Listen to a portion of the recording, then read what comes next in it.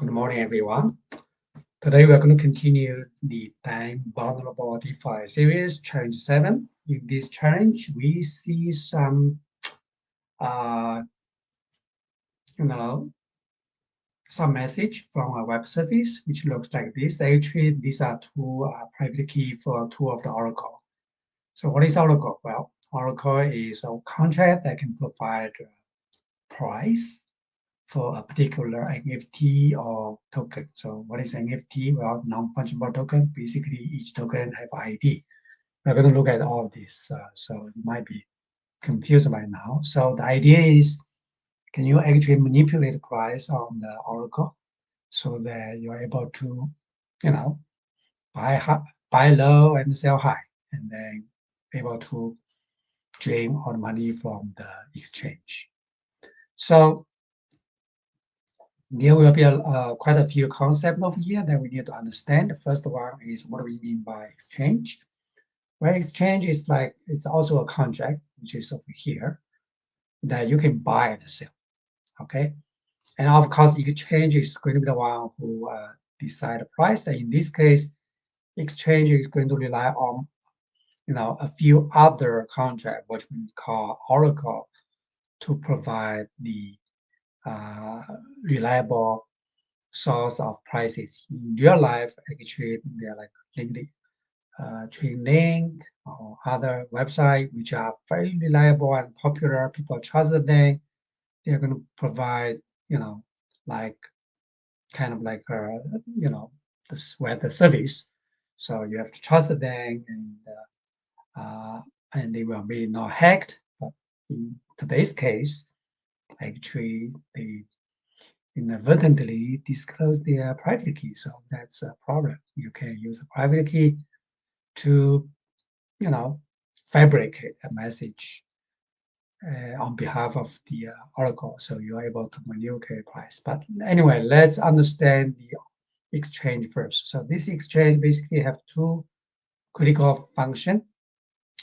Number one is what are they buying and selling? They are buying and selling token, which is damn vulnerable NFT. We're going to look at that later. But for now, this is similar, very similar to ERC20, except each token have its own ID. So here we can use the buy one function to buy one token of NFT. So it's a payable function. So that means when you call this function, you can send native token Ethereum as well. So of course cannot be zero, otherwise nothing is free, you cannot buy. Then you call this Oracle function. And this Oracle is actually another contract, which we are going to look at next. And that contract is aggregation Oracle. So the Oracle actually is aggregation of a few other Oracles. Basically take their median price and then return that. And each token have a symbol. So this is the symbol of the token. We are assuming, in this example, we are assuming all the tokens have the same price, but that's actually not necessarily the case. Each token is not fungible, means not exchangeable, so they are all different. So we get a price, and then we also doing another check. If the money you provide is not sufficient to pay for a price, then we revert. Otherwise, we are going to call the token safe mint. So the mint allows the contract of token to create a fresh new token to the sender. And of course, we're assuming this exchange has the power to call the safe mint. Okay, we're going to look at that. Not everybody can call this. Otherwise, I can call it mint by myself. So we are not able to call safe mint ourselves. Only exchange can call the token of safe mint. And then we send back the change because you might send more money than necessary. So in this case, we send a value back to this. And over here, we use unchecked because we know this is not going to be on the flow. The price is already checked in line 39. So it's always going to be smaller than price. So it's always going to be the value is always going to be greater than or equal to price. Otherwise, it's going to reverse. So we know we're not going to have underflow over here. That's why I put on check to save some cash over here. Cell 1 is similar. In this case, you are the owner of the token ID already. So we just double check. You're not going to sell other people's token. You're only selling your own token here. So you're the owner. So this is how you check you're the owner of the token. Or if you're not the owner, are you approved by the owner? So we also check if you are approved for this token. If you are approved for this token, you can also sell this too. So this is the allowance idea in ERC20. And then in the same way, we get a median price over here. And then we check if the exchange have the money to give it to you. If the exchange doesn't have money to give to you, of course you cannot sell. So this is checking that this contract has sufficient balance for of Ethereum to pay for you. So otherwise, if we pass all the check, then we are going to do two things. Number one, the exchange is going to give us the exchange is going to take away the token from us. Okay, take away the NFT from the sender. And of course, we already checked if this contract is approved or not. Okay, only this contract is approved. So the approval, we call operator in this way. In other words, if you approve, you are operator of this token. So we have to check this contract is an operator of this token. So if yes, then line 62 is going to go through. Otherwise, if 54, if it's not approved, then 62 is going to fail. So this contract has to have the approval, has to become an operator to move this NFT around. And then the contract, the exchange contract, is able to also burn this token. Okay, and so we have to see the authorization from the NFT contract that it's going to authorize this contract to be able to burn and mint. Otherwise, everybody will be able to burn and mint. That's not the case. And then eventually we use the send value, which is not a recommended way, but it's going to work. So you can look up Google to see why send value is not a good way to send money, but it's not recommended. It's opposite. We have to use a low-level call to send Ethereum. But anyway, it's going to work, so we're not going to worry too much about this. So this one is going to send the price in this case to MSG sender, which is the seller. Okay, and then after that we are done. And finally, line 70 just allow people to, in this case, I believe, just donate money to this contract. If you want to donate, just send to Ethereum to this contract, then it's going to be received by the contract. So that's what it is. Now, before I go to the article, I want to talk about the damn vulnerable NFT first, which is over here. So this is the token we are selling and buying. It's not ERC20 anymore. It's ERC721. So what is ERC721? Let's look at OpenZebra because it's a subclass of ERC721 over here. So I opened this already. So basically, it's very, very similar to ERC20. You have the transfer from, you have the transfer and of the transfer function and approval. But one significant difference is ERC20, all token are the same. You only have the number, how many you have. You don't tell the difference from one token from another. Okay, but here, each token have its own ID. Okay, so you only have one ID. You only have one token of ID1. You only have one token of ID2. You only have one token of ID3. And then the balance is going to count how many tokens you have. But each token is going to be different because it's 7 to 1. So because of that, you have this function called owner of, which we don't have for ERC20. So are you the owner? So basically, this is all saved by in the data structure called owner of, which you can think of it like a table of two columns. First column is the token ID, second column is the owner. So we check if you're the owner. And then the rest of the name symbol is the same. And then usually you also have a token URI for each ID because this is useful so that you can show the token, because one of the things for NFT is usually they are associated with the image. So that's basically the image of the token URI that you can show to people which image you are showing. Okay. And then, and of course, all the whole collection usually have a base URI so that you don't just pointing everywhere. All of them will be in the same, have the same base URI. And then this is a proof. You can, if you're the owner, you can approve an operator. There are two ways to approve it. One is the proof for all, and the other is just a proof. So proof for all, you're going to be allowed another person to be the operator of all of your NFT. But if you say, so that's like the whole collection for your, if you only approve other people, then other people will be able to move around all your NFT for this particular collection. So this is a proof to the two. You have the owner to be approve another operator, or you have to be the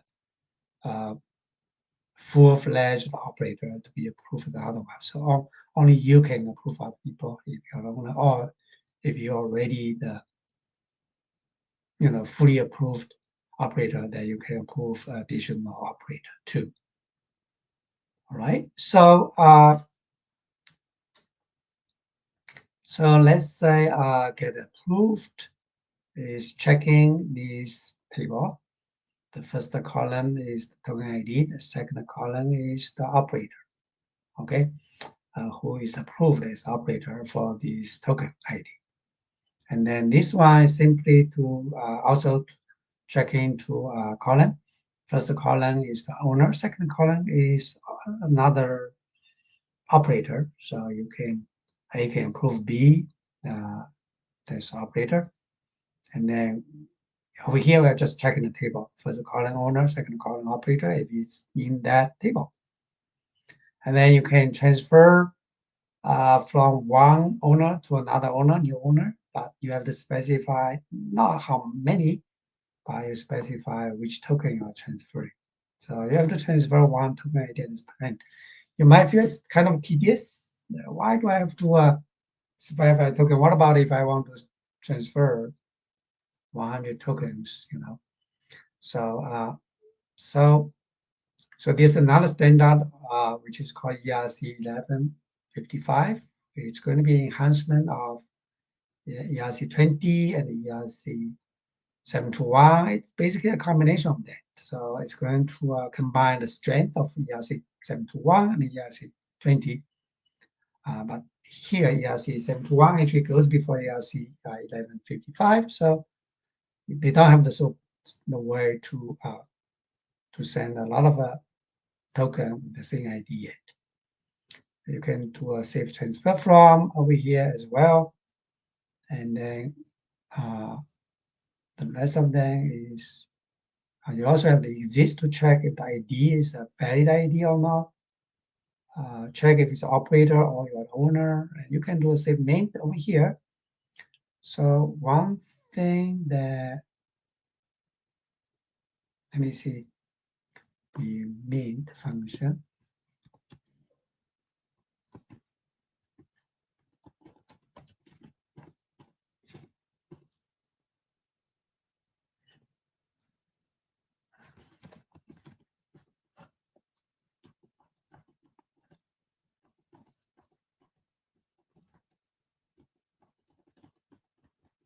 All right, let me see why we're able to mint it. I'm trying to find out how the authorization works so that exchange can actually call the mint function over here. token save mint. Token save mint. Okay, let me check that. Okay, go back to check why we are able to check time vulnerable. So I'm going to search for save mint. Yes, so here's the function over here. So as you can see, you need to have the rule called mint rule to call this function. So the exchange has to have the rule of save mint in order to call this. And similarly for the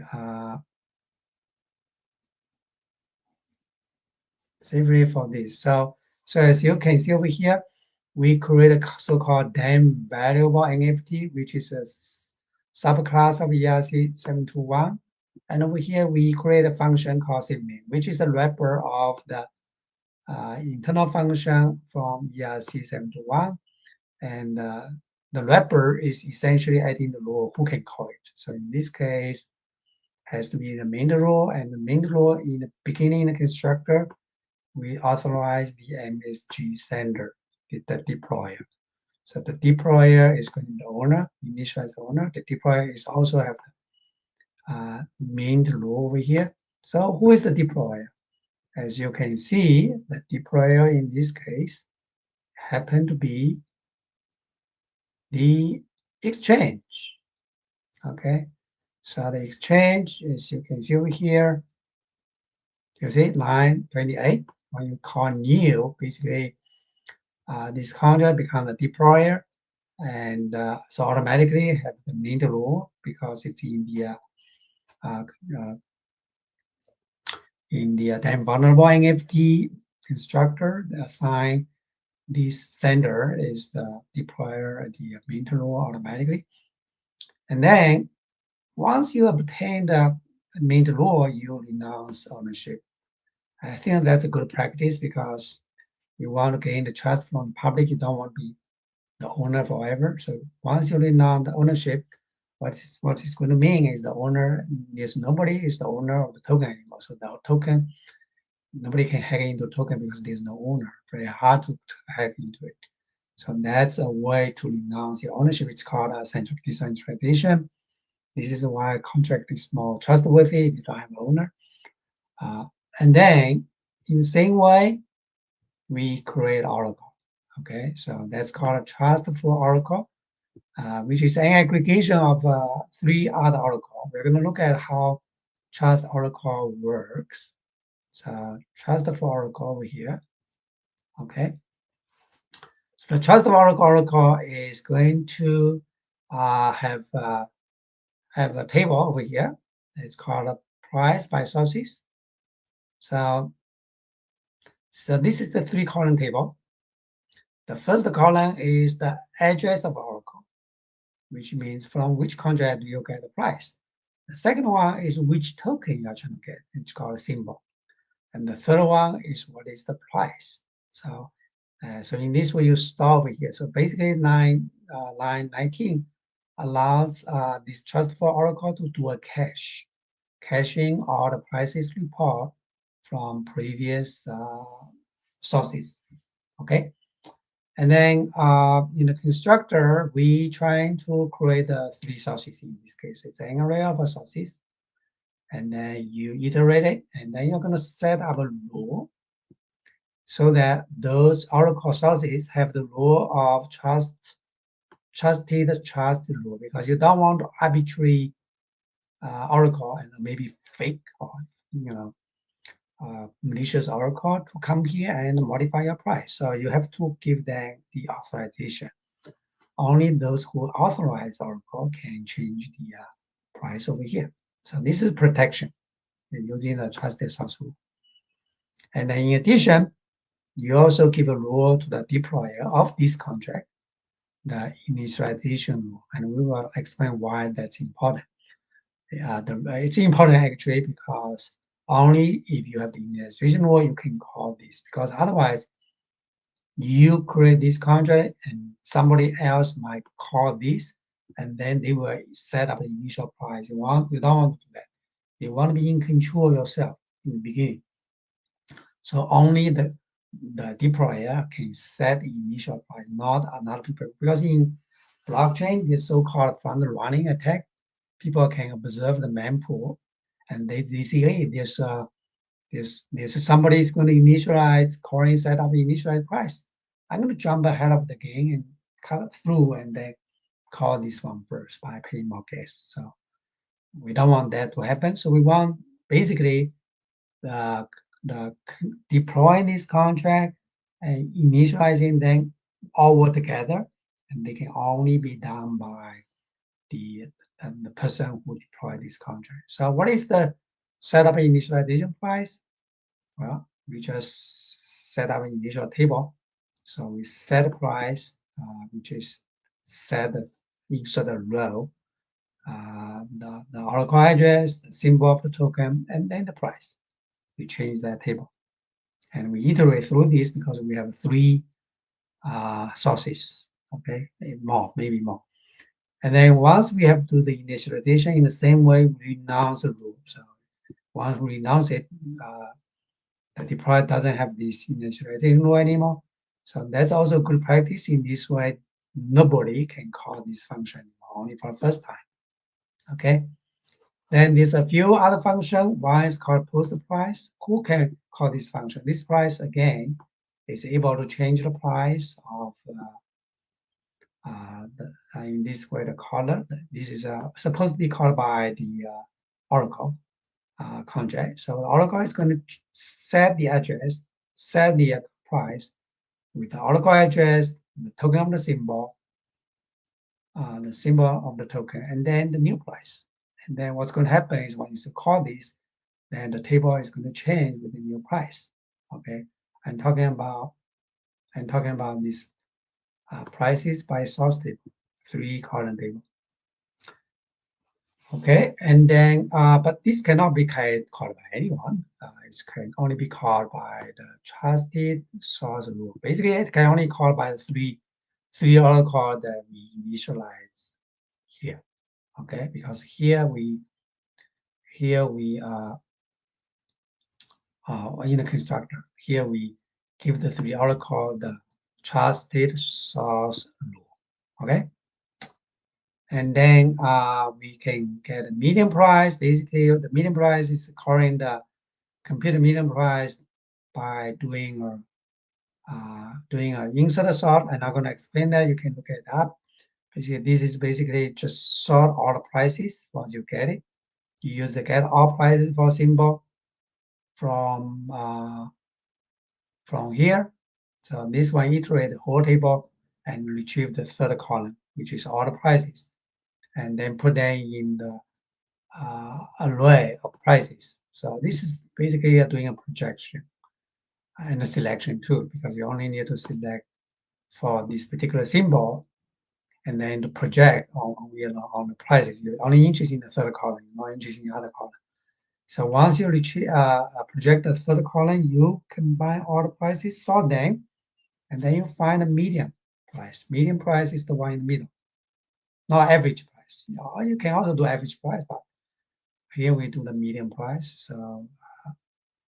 So that's how we do it. You can read through it, and you can also call set price. This is a help function, which is actually called by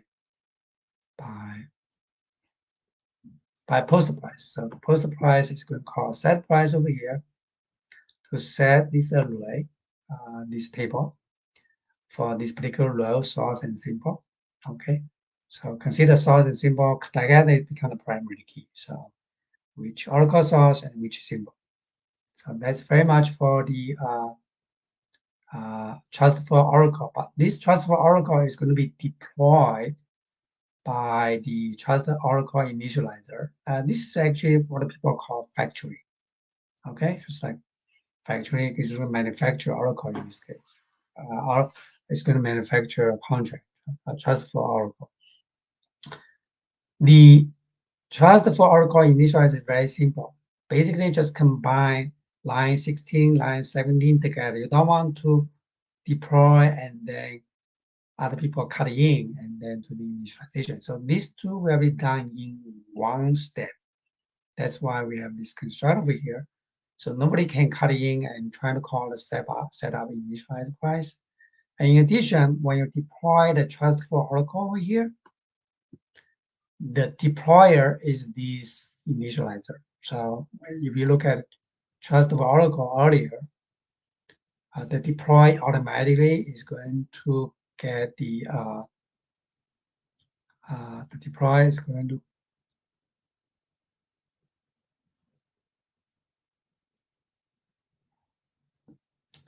uh, is going to get the initializer rule. So the initializer rule is going to be obtained by the deployer. So in this way, the deployer can call the setup initialize prices. Okay, and that's all done here in the initializer. So anyway, after you deploy the transfer oracle, then you call the setup initial prices. So the prices will be set up for the three sources, three oracles. And there are a few things I think I need to explain. One is how this called access control works. We talk about set rule, set up rule, and then over here we have only rule. These are all actually the function already defined in the access control enumerable, which I think I have over here. Access control enumerable over here. So as you can see, there's also a table over here, which have two columns. The first column is the name rule, which is 32 bytes. And the second column is a set. All right, so this represents a set. So you can check a particular member for that. It's although it's a set, actually it's a list. So you can look at a particular ID for the list of the row. You can count how many members in the particular row, and you can grant the row, basically add that new account to this particular row. So think of row as like a set also, okay? Because each row is going to have a associated set.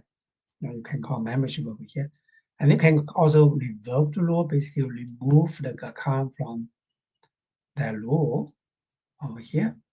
And this function itself is actually, this concept is actually also a subclass of access control, which provide a little bit more fundamental control over here, including setup law, which is called ground law over here. And ground law is check if you already have a law, if you don't have the law, then it's going to check member account is going to be true. So in this way, it become one of the member over here. So that's how ground law, revoke law will work. And revoke law basically just set it to false. So you can read all this kind of more carefully by yourself, and you can also read announce the law, which is basically check that you are the sender, and you can revoke the law over here from the particular law. Okay, so in this way, you can only renounce your own law. You cannot renounce other people's law on other people's behalf. And you can also revoke law over here. In this case, you cannot revoke another person's law unless you are the mean of that law. So there's also another function called get law the mean. So law also have the mean, and the mean is going to manage all the rules over here. So it's like a super admin. Okay, so you are the manager, but manager also have manager. So I'm not going to get into this too much, but this give you some idea how this works. So next thing I'm going to do is how are we going to hack this? Okay, the way you hack this is you call 54 to change the price. Let's say you change the price to very low. Suppose you are able to change, two of the three oracle, okay, and then change the price very low. After you change the price very low, you are going to call the exchange by one because now the price is very low. Let's buy it. After you buy it, then you come back to the trustful oracle to call the line again. line 54. Change the price to high. After you've done that, you come back to exchange and then call the function sell. Okay. So in this way, basically you're stealing money from the exchange because what exchange is going to, when you buy, they have to sell you a very cheap one. And then when you sell them very great, higher price. So basically you are ripping off the contract by manipulating the price of the oracle, right? So we're manipulating the price of the oracle here by calling the function post price. But here is the barrier or the challenge. How can I call it? There's access control over here. Only rule, trusted source rule can call this. Okay. So now we have to think in two ways. Number one is there any way so that I can obtain this rule as well? I can also obtain this trusted source rule over here. So that's one way of thinking. Okay, and the other way of thinking is maybe I don't need to steal the rule, but I can steal some private information of the oracle, such as the private key.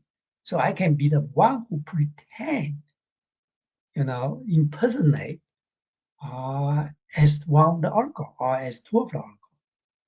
Okay, so one thing is maybe, I'm just giving away a hint, maybe over here, this thing over here, maybe it's the private key of one of the oracle. Maybe this is the private key of another oracle. And by the way, so where's the address of the oracle over here? Let me show you. It's check the complete challenge over here. So this is the 3 address of the oracle. And now you might be wondering, well, Dr. You didn't show me the contract of oracle and what they look like. Well, you don't need it. Okay. In this example, you don't need it. You just assume these are the 3 public address. This is the 3 public address, wallet address, actually contract address. They exist. They are working. Okay. And then your challenge is, can you impersonate the first one? Can you impersonate the second one? Can you impersonate the third one? If this is a private key, this is a private key of some of the 3 edges over here. So you need to figure out a way to check which private key is for which public key. You need to pair them up because we have 3 over here and there are 2 of there. So which one is for which one? Which private key is for which public key? And then once you figure that out, let's say the first private key is for the first one, the second private key is for the second one, then you can pretend to be this oracle, and then you can pretend to be oracle and assign a message, and then you are able to call the function just for oracle that post the price by impersonating oracle 1 and oracle 2 and manipulating the price. So you're able to buy low and sell high and then get all the money from the exchange. And then you start from 0.1 Ethereum. So you do have some initial funding to get started. All right, I think I've already given away enough hints. Hopefully you can figure it out and solve this challenge and have fun. Thank you so much. Have a nice day.